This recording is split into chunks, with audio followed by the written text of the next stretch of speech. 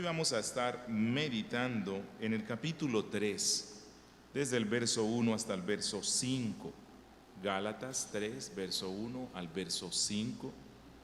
La palabra del Señor dice: Oh Gálatas insensatos, ¿quién os fascinó para no obedecer a la verdad?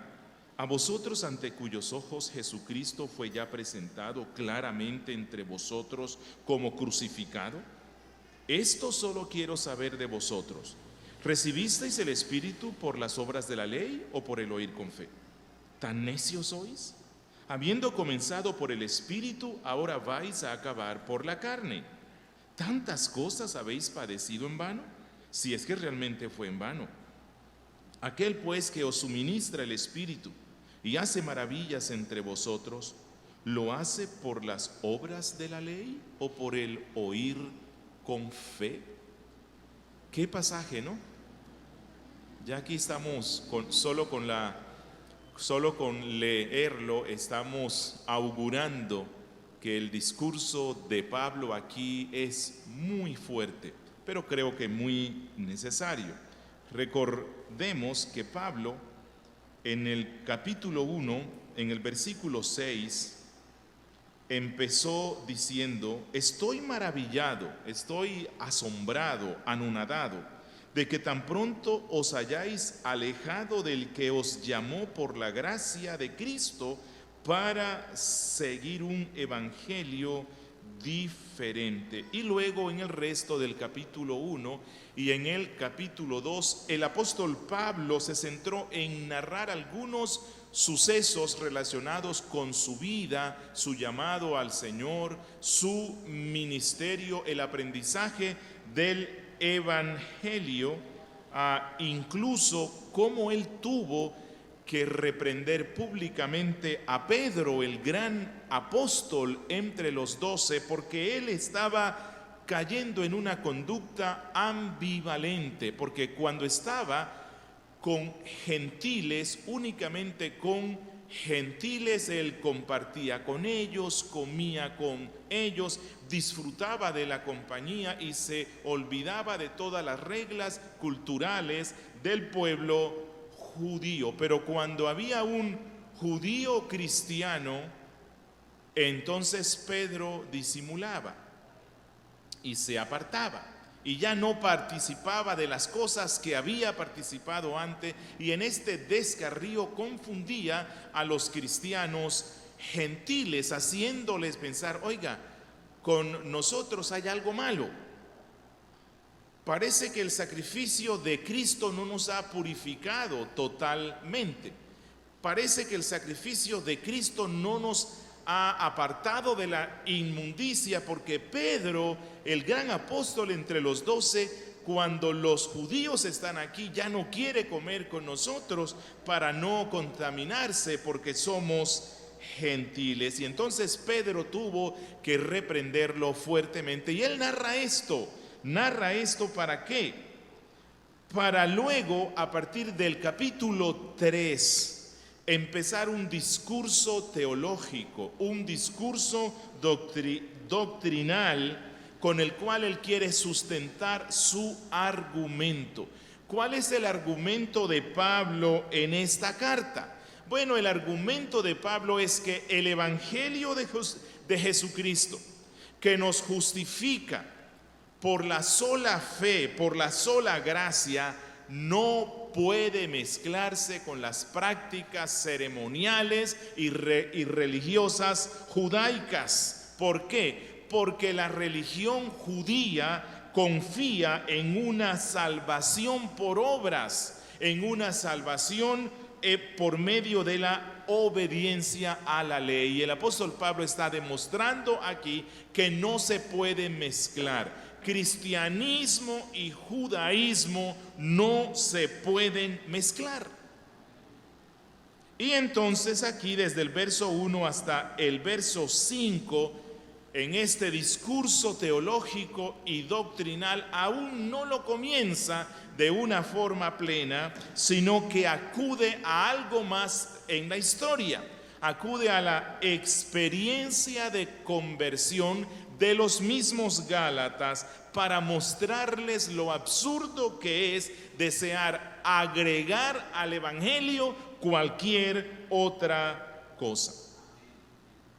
Y hoy vamos a estar viendo, y espero que usted se vaya con esto en su mente, que la deserción, el abandono, el alejamiento es terriblemente reprochable porque implica deslealtad a Cristo, implica traición al Evangelio, y hay personas que se alejan de las iglesias bíblicas para adoptar formas judaizantes. Que pocas cosas son más decepcionantes, más trágicas, que un cristiano abandone la pureza del Evangelio por una forma falsa de cristianismo que presume mejorar la obra terminada de Cristo. Y eso pasa con los judaizantes, que por absurdo que suene, esto es lo que muchos creyentes de Galacia estaban pensando hacer o estaban expuestos al peligro a causa de los judaizantes. Hoy vamos a estar viendo hechizados. No soy dado a este tipo de títulos, pero es de lo que habla Pablo. Hechizados. La suficiencia de la cruz y la insuficiencia de las obras. La suficiencia de la cruz y la insuficiencia de las obras. Y vamos a concentrarnos en estos dos aspectos. Y vamos a empezar con el primero, la suficiencia de la cruz afirmada. La suficiencia de la cruz afirmada. Versículo 1 dice Pablo: Oh Gálatas insensatos, ¿quién os fascinó para no obedecer a la verdad, a vosotros ante cuyos ojos Jesucristo fue ya presentado claramente entre vosotros como crucificado? Si pueden ver, aunque al principio también el lenguaje de Pablo ya estaba anunciando que esta carta iba a ser como un río turbulento, cuando él dice: estoy maravillado, asombrado, anonadado, petrificado. Ahora Pablo el lenguaje lo torna muy brusco, pero muy necesario. Y no es para menos. ¿Por qué razón? Las almas de muchas personas que se congregaban en la iglesia bautista reformada de la región de Galacia, sus almas estaban en peligro. ¿Por qué razón? Porque estaban siendo susceptibles a una enseñanza que buscaba pervertir y tergiversar el Evangelio de Cristo, añadiéndole a la gracia las obras de la ley. Por cierto, este no fue un asunto o un riesgo exclusivo de estos creyentes. A lo largo de la historia de la iglesia cristiana, hemos visto cómo algunas personas empiezan bien la carrera cristiana, empiezan identificándose con la doctrina bíblica, pero luego se apartan de las verdades que creyeron y siguieron al principio. Reciben el evangelio de la salvación por gracia y viven para Cristo en esa fe humilde y sencilla, confiando en la cruz, pero caen presa luego de algún sistema de legalismo, de algún sistema de justicia por medio de obras. Que estos sistemas de obras prometen más, pero producen menos. Prometen mucho y no dan nada.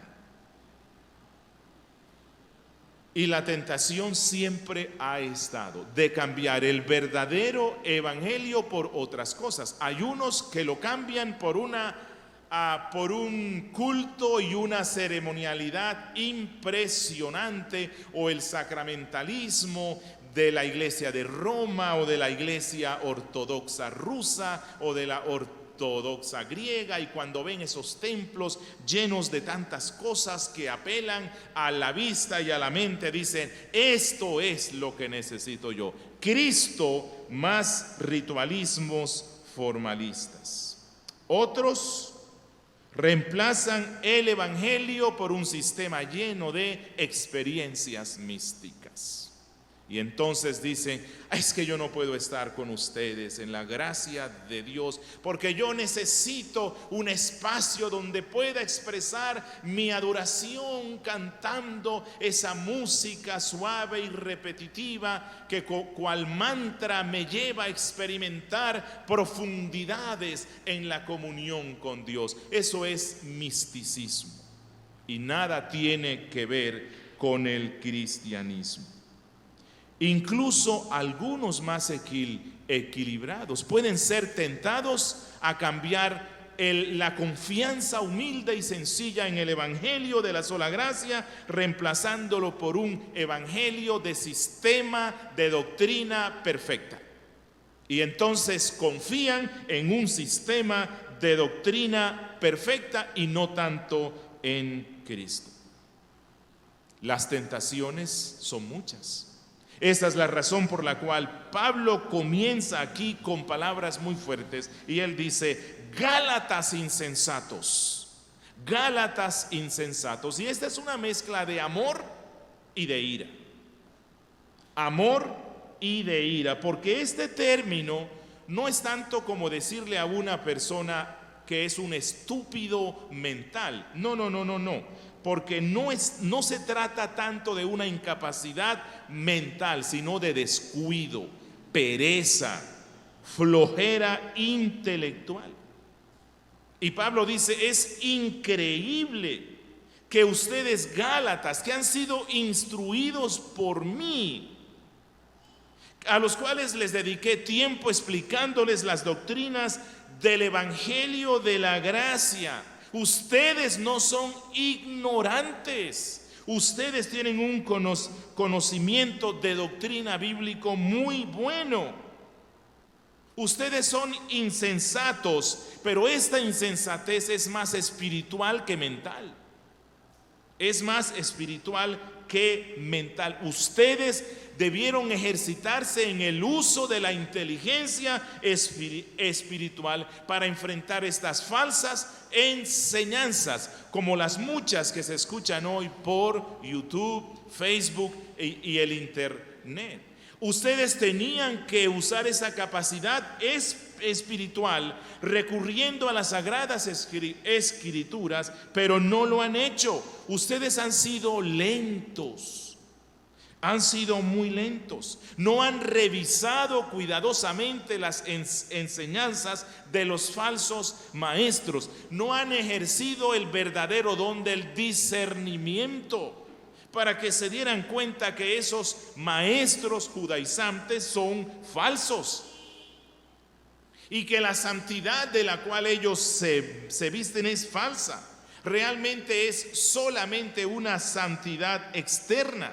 Ese aparente apego que ellos tienen a la Torá o que ellos tienen a las supuestas raíces hebreas de la fe cristiana, de una supuesta mayor espiritualidad, todo eso es falso. Eso se puede ver. ¿Quiénes lo pueden ver? Los que se han ejercitado espiritualmente en el evangelio.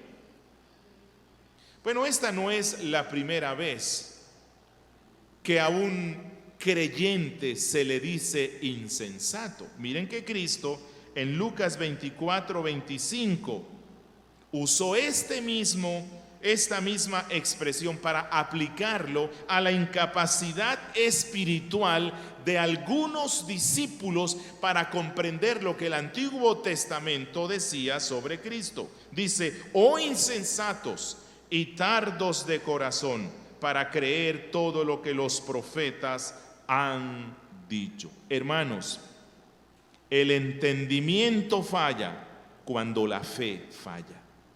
Y es lo que estaba pasando con los Gálatas. Recuerden, la insensatez espiritual que lleva a las personas a querer buscar algo más que el evangelio de la sola gracia. Esta insensatez es un asunto más del corazón que de la mente. Es un asunto de la fe y no tanto de la razón. Y otra palabra fuerte que usa aquí Pablo es fascinó. ¿Quién os fascinó? Literalmente significa ¿quién os hechizó? ¿Quién os hechizó?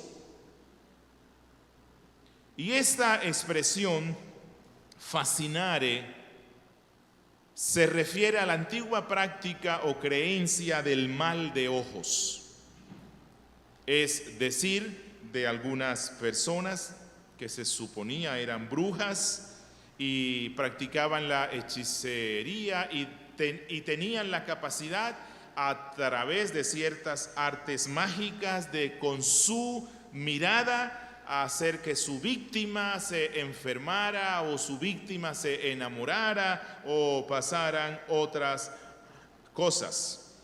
Se consideraba que este mal de ojos era producto de la envidia, de tal forma que el término griego y latino envidia se relaciona con la práctica del mal de ojos. Los médicos de ese tiempo a esta práctica o enfermedad o mal causado por el mal de ojos le llamaban fascinare en latín. Fascinare, ¿de dónde viene fascinar? Y entonces, ¿qué es lo que les está preguntando Pablo? Oh cristianos de Galacia, ¿qué les pasó? Es que es increíble. Pareciera que alguien los hechizó. No que realmente alguien los hechizó con sus artes mágicas, sino que fueron engañados. ¿Quién nos hechizó de tal manera que ustedes están empezando a caminar la senda de la apostasía? Porque todo movimiento judaizante necesariamente termina despreciando a Cristo. Cristo no acepta ser mezclado con nada. O Cristo es tu Salvador o no lo es en absoluto. Él no acepta mezclas de ninguna clase. ¿Quién nos fascinó? ¿Quién nos hechizó de manera engañosa por medio de lisonjas, por medio de promesas falsas? ¿Quién fue aquel que os alejó del fundamento sólido de la verdad cristiana, donde han estado cimentados por tanto tiempo? Oh Gálatas, no hubo magia, no hubo hechicería, no hubo mal de ojos. Ustedes fueron víctimas voluntarias que sucumbieron ante los encantos de las emociones y la apariencia de santidad de los judaizantes, los cuales quieren poner más normas de las establecidas por el Evangelio. Y Pablo dice, esto es sorprendente porque ustedes ya conocieron a Cristo. No solo lo conocieron por medio de la doctrina, lo conocieron por medio de la experiencia, lo conocieron por medio de la fe. Ustedes de una forma experiencial ya comprendieron el misterio de la cruz. ¿Qué les ha pasado? Ustedes ya saben por experiencia práctica que Jesús es el Hijo de Dios, el Salvador, el Redentor, el sustituto perfecto, el agente de nuestra expiación. Y ustedes están empezando la senda de la apostasía. Todo movimiento legalista es un movimiento falso. Por eso es que decirle a un cristiano que es legalista es un asunto serio, porque estamos diciéndole que ya no confía en Cristo, sino que confía en sus buenas obras. Y esto nos lleva a nuestro segundo punto: la insuficiencia de las obras de la ley argumentada. por medio de la experiencia. Y esto desde el verso 2 hasta el verso 5. Pablo va a recurrir a la experiencia de estos cristianos relacionada con el Espíritu Santo, para mostrarles cuán tonto es tratar de mezclar la justificación por la sola fe con la justificación por las obras, que esto es imposible. ¿En qué consiste el argumento de Pablo? Bueno, el argumento de Pablo es: si ustedes fueron objeto de la obra del Espíritu Santo, regenerándolos, convirtiéndolos, dándoles el don de la fe, transformándolos, dotándoles de los dones maravillosos y de esa gracia abundante para que puedan crecer en Cristo, y que únicamente recibieron esto por una sola cosa, ¿cuál fue? Creer con corazón humilde y con fe sincera en Cristo Jesús. No necesitó nada más. Entonces, dice Pablo, ¿cómo es posible que ustedes pretendan agregar algo a la sola fe? ¿Cómo es posible que ustedes pretendan agregar las obras de la ley si no necesitaron de ellas para llegar a la salvación que fue obrada en vuestras vidas por el Espíritu Santo, y no necesitaron de las obras de la ley para recibir estas bendiciones? En términos populares, si algo está funcionando bien, ¿para qué repararlo? El Evangelio no necesita ninguna clase de arreglos. Dice Pablo, verso 2: esto solo quiero saber de vosotros: ¿recibisteis el Espíritu Santo por las obras de la ley o por el oír con fe? Y la pregunta retórica de Pablo requiere una respuesta inmediata. ¿Tuvieron ustedes que someterse a algún rito judaico para recibir la bendición del Espíritu Santo? ¿Cuál es la respuesta que se necesita, que se espera? No. ¿Tuvieron que ser circuncidados para ser bautizados por el Espíritu Santo al cuerpo de Cristo? ¿Cuál es la respuesta? No. ¿Tuvieron que mencionar el nombre de Jesús en hebreo y usar términos hebreos para recibir el Espíritu Santo? ¿Cuál es la respuesta? No. Por lo tanto, Pablo sigue argumentando: si no necesitaron nada de eso para ser objeto de esa obra regeneradora y transformadora del Espíritu Santo, sino que lo único que se requirió fue escuchar con fe el evangelio de las doctrinas de la gracia, ¿por qué ahora están tratando de agregar a su vida cristiana prácticas judaizantes?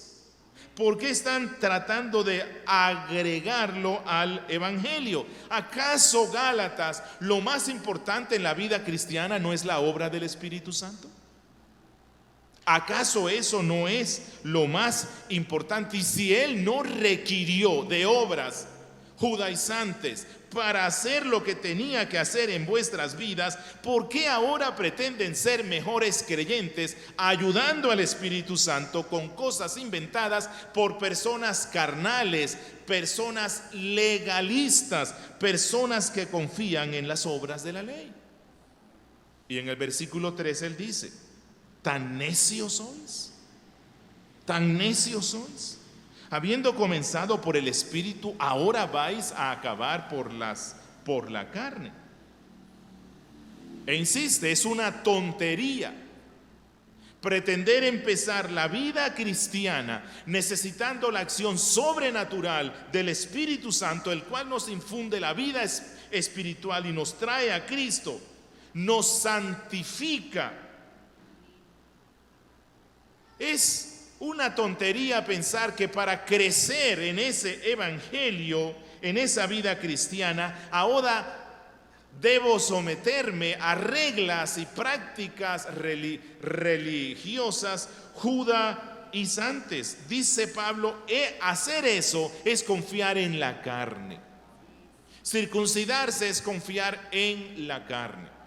Hablar en hebreo para tener una comunión más íntima con el Señor es terminar en la carne. Celebrar ceremonias judaicas, así estén en la Biblia, en la ley de Moisés, es pretender terminar en las sombras que en la realidad que nos trajo Cristo.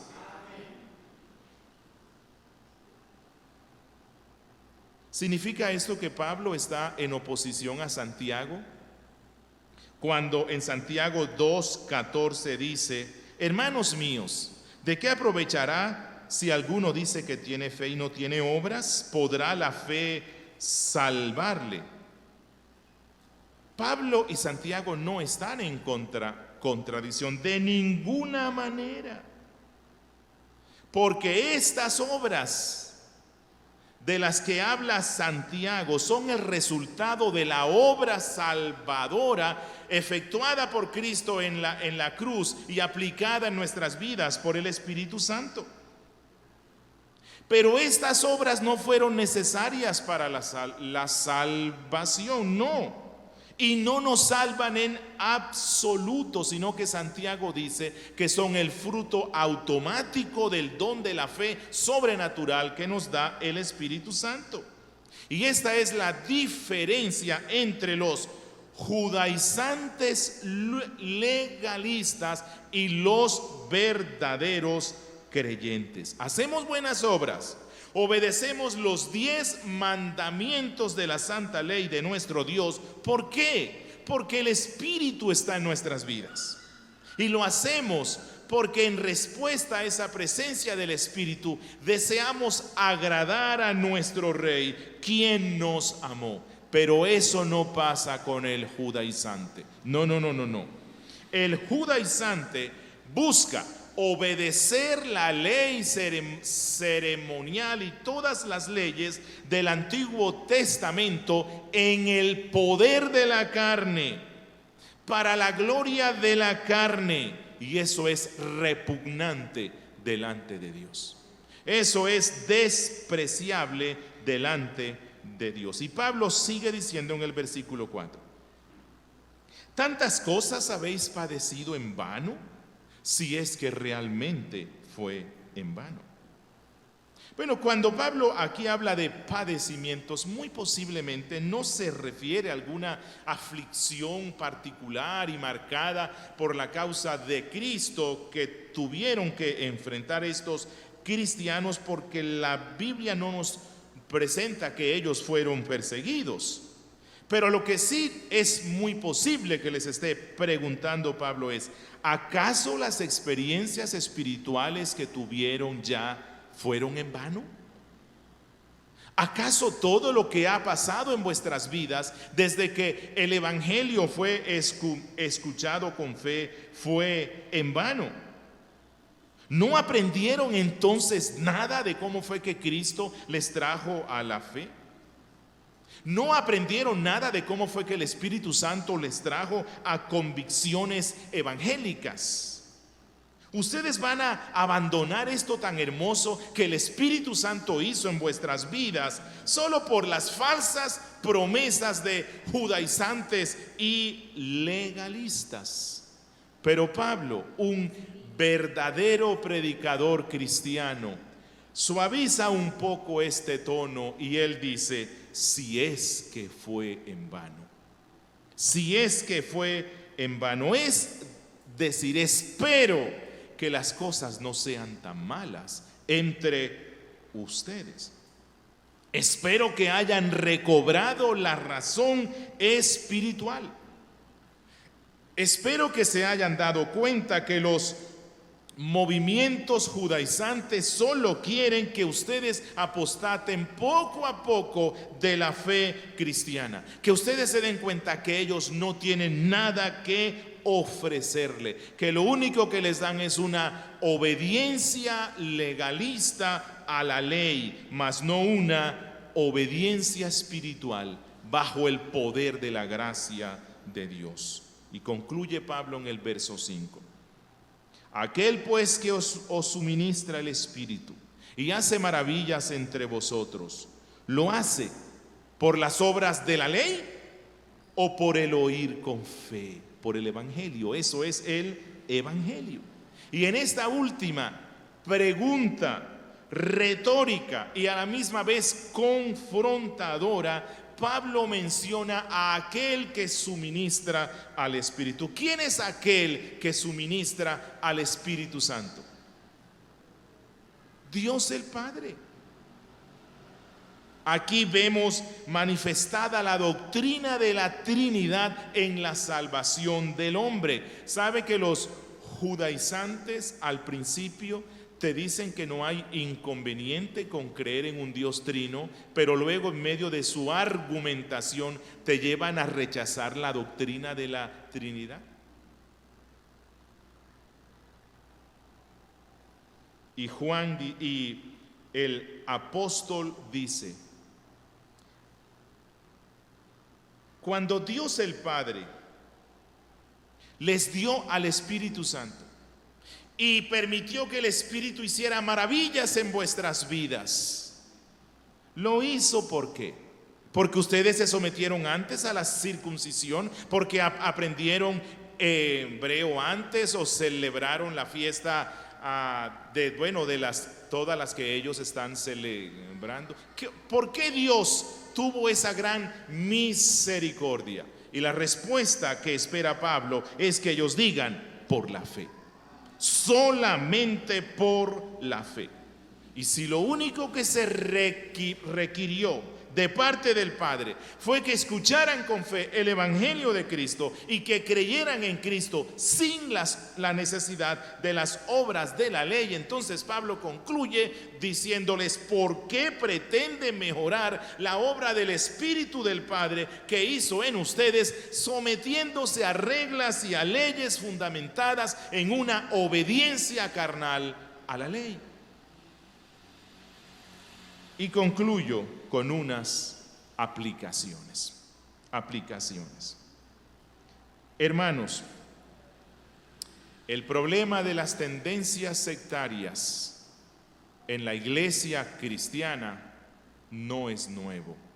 Como se puede ver, es muy antiguo. ¿Tienen los verdaderos cristianos la inclinación a tendencias sectarias? Sí. Y en especial la tendencia a caer en fluctuaciones doctrinales. No me imagino cómo hubiese sido si en el siglo I teníamos todos los medios de comunicación que hay hoy. El Internet, Facebook, WhatsApp, YouTube. Eso hubiese sido un desastre mundial. Porque las tendencias a las fluctuaciones doctrinales son más frecuentes de lo que uno piensa y se deben a esa necedad de la que habló Pablo, a esa fascinación, a esa falta de desarrollo de nuestra capacidad espiritual para fundamentarnos más y más en el Evangelio de Cristo. Muchos son persuadidos de cosas falsas. Vuelvo a insistir, no tanto por una comprensión racional que los lleva a decir: oh, si esta es la doctrina bíblica, sino por la manipulación emocional. Y esto es lo que están haciendo hoy los judaizantes. Pablo tuvo razón cuando exhortó a Timoteo a predicar la verdad y le dijo en 2 Timoteo 4:3: pues vendrá tiempo cuando no sufrirán, no soportarán la sana doctrina, sino que teniendo comezón de oír, se amontonarán maestros conforme a sus propias concupiscencias y apartarán de la verdad el oído y se volverán a las fábulas. Bueno, apartar el oído es que ya no les gustará la doctrina histórica. Se cansarán de la doctrina bíblica y confesional. Querrán algo nuevo. algo que llene esa emotividad humana. Y hoy día ya no solo se trata de testigos de Jehová, adventistas, mormones, no. Hoy los riesgos que el cristiano tiene son más sutiles. Ya ni siquiera se trata del movimiento neocarismático, el cual, por cierto, ha caído en desgracia. Porque la gente se ha dado cuenta que sus líderes, falsos pastores, tienen una mente y corazón corrupta, que solo están por plata. Y eso es algo que ya se ha evidenciado. Así que ya ahora el riesgo no está en eso. Ahora el peligro, insisto, es más sutil.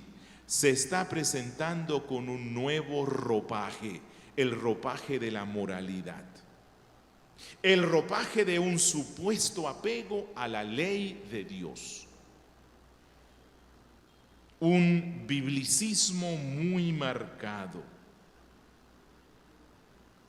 Y te preguntan, ¿dónde textualmente la Biblia menciona la palabra Trinidad? Así que si no está en la Biblia, no es una doctrina bíblica. ¿Dónde dice textualmente, hijitos míos, ya no guarden el séptimo día, sino el primer día? Y entonces ellos caen en ese biblicismo y usan estrategias sutiles para confundir a los cristianos de Galacia, a los cristianos que estamos en el mundo. ¿Cuáles son esas cosas sutiles que ellas usan? Uno, deslegitimizar la fe bíblica e histórica. Y ellos dicen, no, la fe que las iglesias cristianas creen hoy fue estipulada por la iglesia de Roma, influenciada por la filosofía griega e influenciada por el paganismo romano.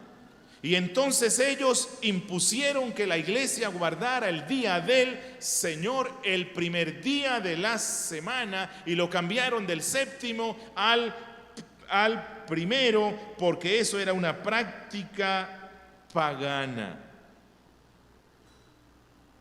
Y el cristiano poco informado, y vuelvo a insistir, con poca fe, este es un asunto de una fe débil.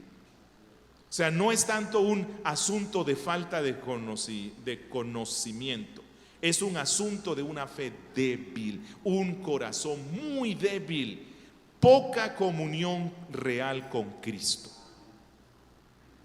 Y se confunde. Otra práctica y enseñanza sutil de estos actuales movimientos judaizantes es llevar al cristiano a creer que los manuscritos que tenemos del Nuevo Testamento hoy, griegos, son manuscritos corruptos. Y empiezan diciendo esto: los apóstoles eran judíos, por lo tanto ellos tuvieron que escribir en la lengua sagrada de los judíos, es decir, en hebreo. Y usted tiene un Nuevo Testamento traducido del griego. Allí empezó el problema. Nosotros tenemos el Nuevo Testamento hebreo.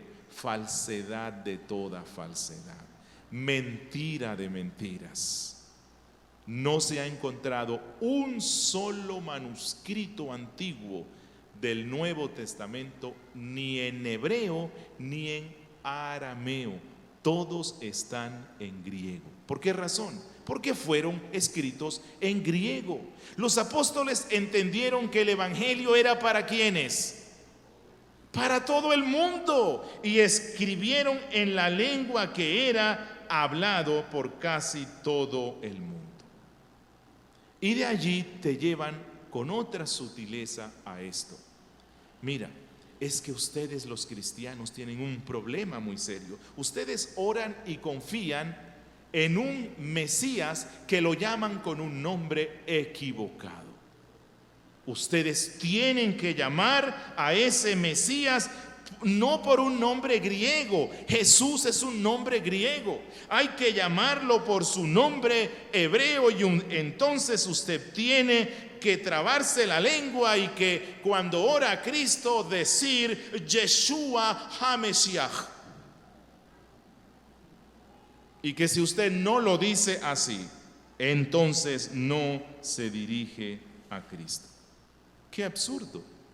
Cuando Dios mismo dijo que el evangelio era para todo pueblo, para toda lengua y para toda nación. Yo no digo que no se pueda estudiar hebreo, el que pueda que lo haga. Y con esa lengua estudie el Antiguo Testamento, que fue escrito en hebreo. El Nuevo fue escrito en griego. Que Dios nos ayude con su Espíritu para no caer de este conocimiento espiritual precioso que nos ha dado el Espíritu Santo. Que nunca nos apartemos de esta comprensión de fe y profunda en las doctrinas de la gracia, en el evangelio de la gracia de Dios en Cristo, que nos libre de desear mejorar la obra del Espíritu Santo, practicando cosas carnales con apariencia de santidad. Amigo, oro para que Dios, por medio de esa gracia abundante que nos da, te conceda la salvación. Que te dé el Espíritu Santo, que te traiga al verdadero evangelio de la gracia de Dios en Cristo. Amigo, no tienes que hacer ninguna obra de justicia para ser salvo. Lo único que el evangelio dice es: reconoce que has pecado contra Dios. Reconoce que has pecado contra su ley. Esa es la utilidad que la ley tiene. Muestra la maldad humana. Reconoce que has violado los 10 mandamientos de su santa ley, que eres digno del infierno, que Dios está airado contra ti, y ven a la cruz de Cristo.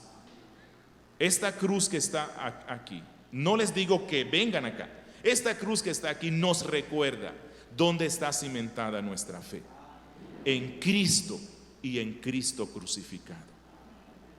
Y si crees en Él, serás salvo. Y el Espíritu obrará en tu vida y empezará un proceso glorioso de transformación y te llevará a ser santo, a obedecer la santa ley por fe, por la gracia de Dios. Oremos.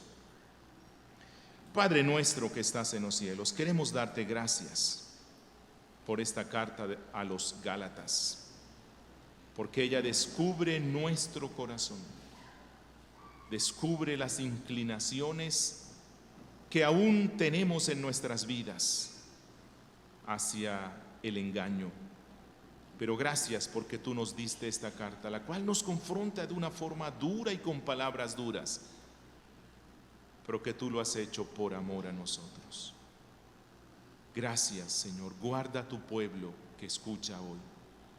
Guárdanos de caer víctima de las falacias de los judaizantes y líbranos de nosotros mismos pretender generar en nosotros esas tendencias judaizantes, y ayúdanos a mantenernos confiados en ti y solamente en ti, en Cristo Jesús. Amén.